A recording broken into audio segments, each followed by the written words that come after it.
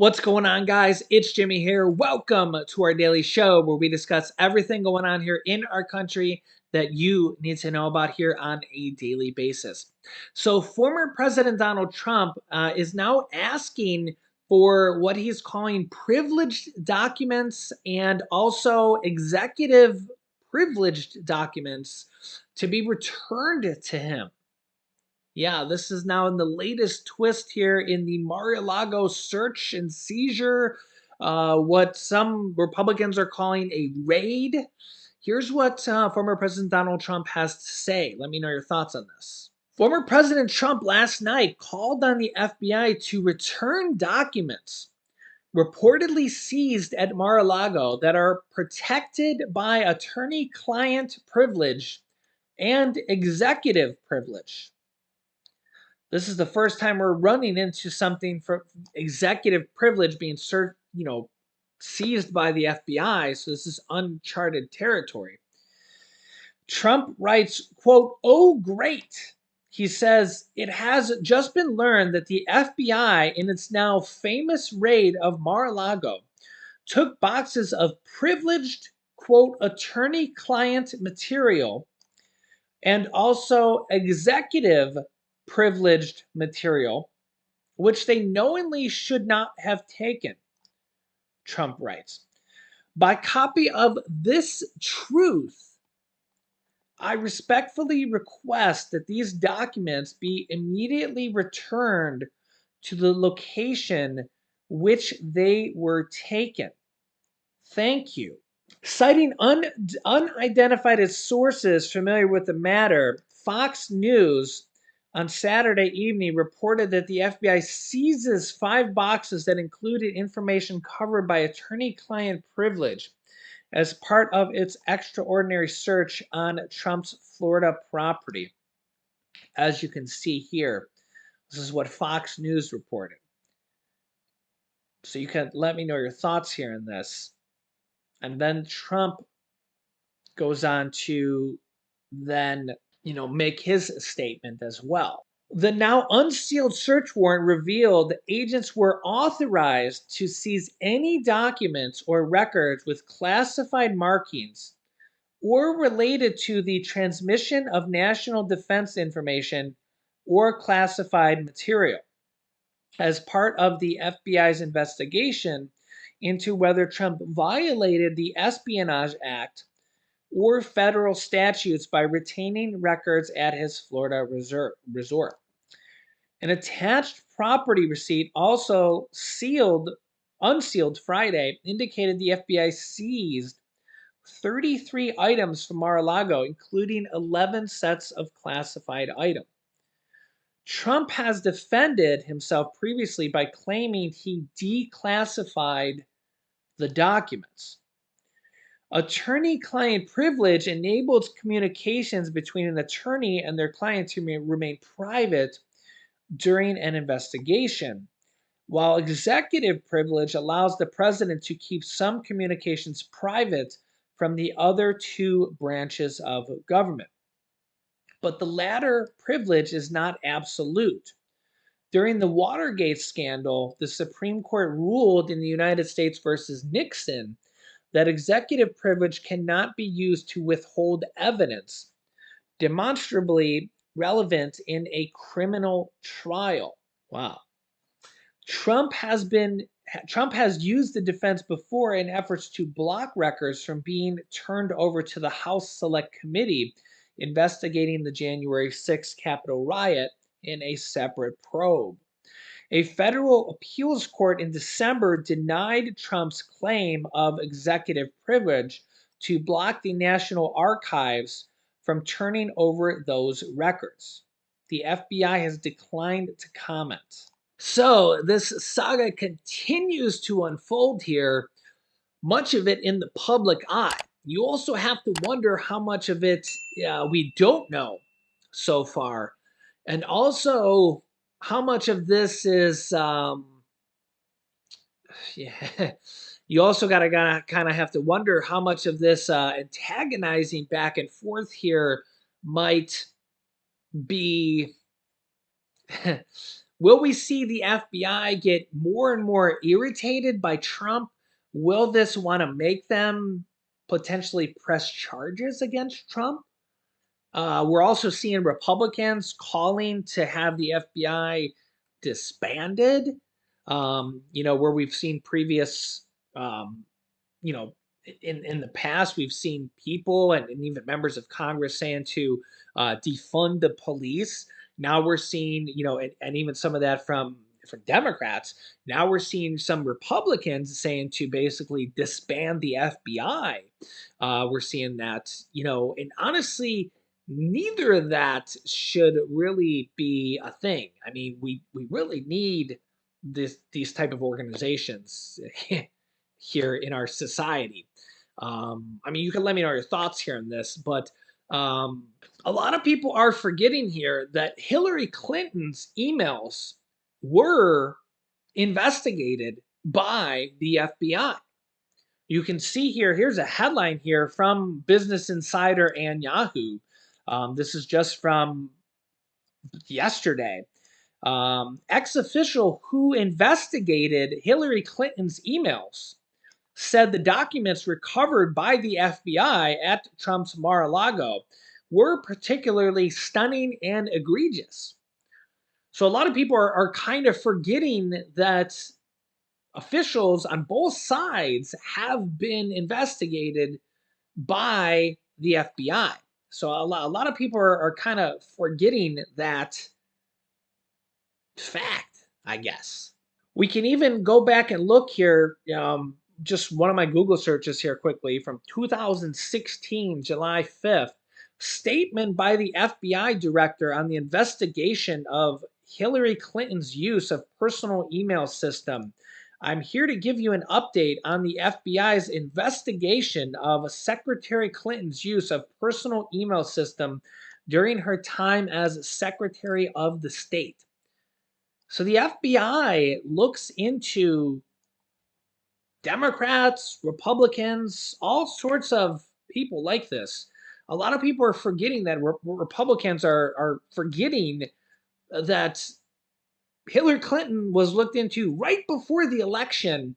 And former President Donald Trump actually said at one point that the FBI search on Hillary Clinton and just the media popularity and coverage on it. I mean, remember how big of a deal that was, and how many people were just in an uproar about the email system or the email investigation on it. May have swung the tide for the Trump's win. And remember that Hillary Clinton actually won the popular vote in that election, but yet lost the election. And with Trump's claims, and it's about like 1/3 of Republicans now um, still think or believe that Trump won the election. If the roles were reversed right now, and again, I'm not picking sides or anything right now, um, if that happened today, where Trump won the popular vote but lost the election, could you imagine? I mean, with the whole stolen election type of thing right now, Hillary Clinton actually won the popular vote but lost the election.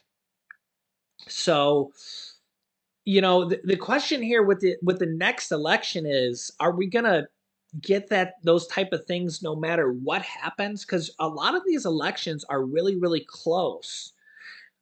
Because it's just really 50% of the country is about Democrats and about 50% of the country is Republicans. Even though there's a lot of people that are in the middle, might be independents, might be realists, might be not really one way or the other. But the problem is that when it comes down to it, there's really most of the time two candidates, and you have to vote one way or another. There's not really a third candidate party that ends up being there. Like back in the day, we had like what was it, Ross Perot or something back in the day, where there was a legitimate third party.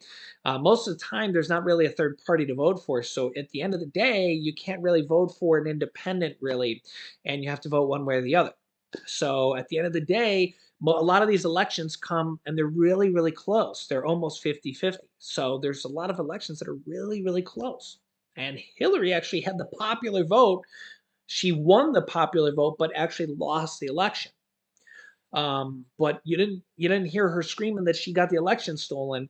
And you got to kind of wonder here: are we gonna see that going forward, like for future elections? Because um, it's really not something that we want to have happen year after year after year after year after election after election after election. And how do we prevent that from happening?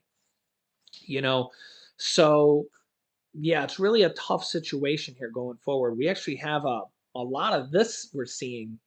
Nearly 40% of voters right now say they don't want Trump or Biden, and that it could be the worst thing that could happen.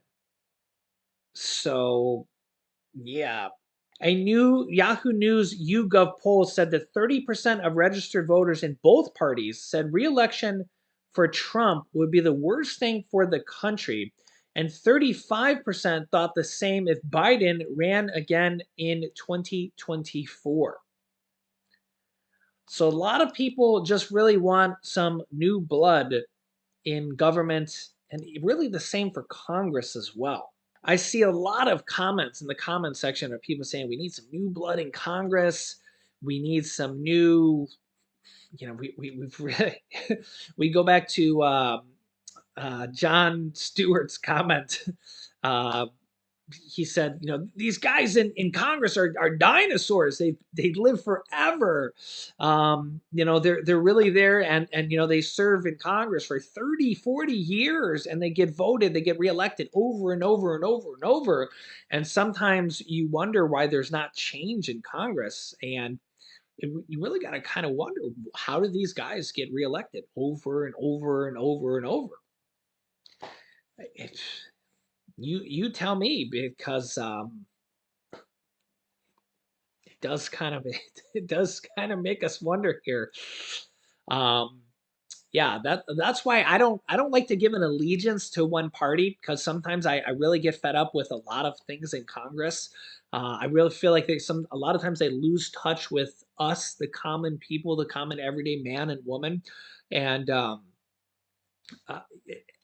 sometimes it feels like, sometimes I see these headlines like, um, "Oh, what are we supposed to think? Let's see what our party's saying." Like, that's not how we're not supposed to think based on what our party's telling us what to do, or what a party's telling us what to do.